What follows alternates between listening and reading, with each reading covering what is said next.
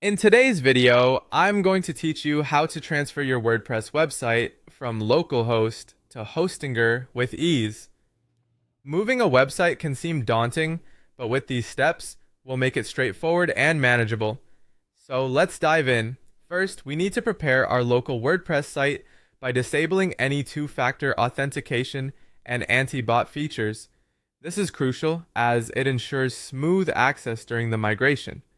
Additionally, make sure there's enough disk space on your current server to facilitate a backup. Now we're ready to initiate the migration process using hPanel, Hostinger's control panel. Start by logging in to your hPanel and navigating to the Account section, where you'll find the Migrate Website option. Once there, click on Add Request in the Manage Migration Requests section. Enter your domain name and proceed by clicking Next.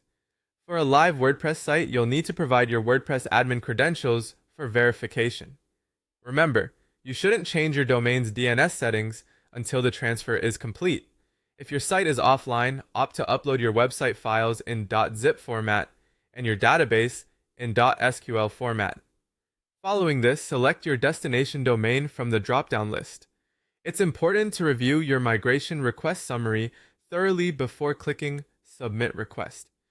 The migration process can take anywhere between 2 to 48 hours, and you can track its progress in the Migrations Request page or within the Websites section of hPanel.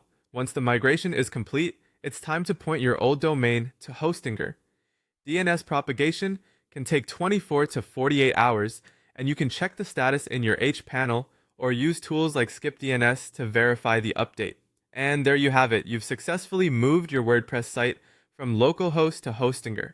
By following these steps, you've ensured a smooth transition, minimizing downtime and ensuring that your website is live and fully functional. If you have any comments or questions, feel free to leave them down below, and don't forget to like and subscribe for more tutorials like this one.